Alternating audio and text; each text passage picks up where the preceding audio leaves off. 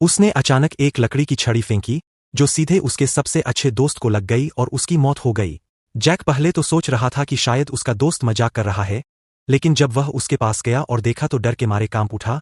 उसका दोस्त अब सांस नहीं ले रहा था। जैक घबरा गया और तुरंत घर की ओर दौड़ पड़ा, मगर कुछ ही दूर जाने के बाद वह रुक गया। थोड़ी देर सोचने के बाद उसके मन में एक बुरा ख्याल आया और वह वापस लौट आया।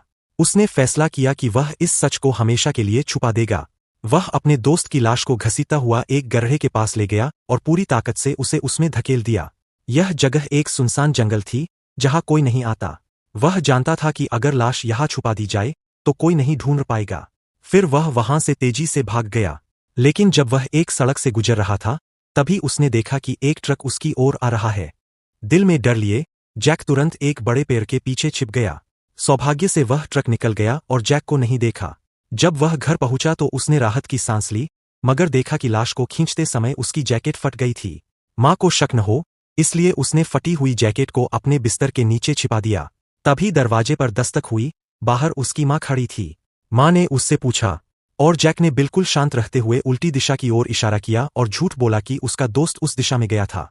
औरत को थोड़ी उम्मीद जगी और वह उसकी तलाश में निकल गई, लेकिन पूरे शहर को छान मारने के बाद भी वह लड़का नहीं मिला। कोई नहीं जानता था कि वह बच्चा अब इस दुनिया में नहीं है। उसकी मौत उसी जंगल में हो चुकी थी। अगले दिन सुबह पुलिस का सायरन सुनाई दिया। लड़के के परिवार ने रिपोर्ट दर्ज करवा दी थी।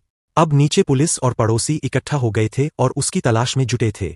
यह खबर अब मीडिया पर भी आ गई थी और पूरा कस्बा इस घटना से स्तब्ध हो गया। जैक, जो असली दोषी था, बहुत घबराया हुआ था, मगर उसकी मां को लगा कि उसका बेटा सिर्फ चिंतित है। उसे नहीं पता था कि उसका बेटा ही असली हत्यारा है।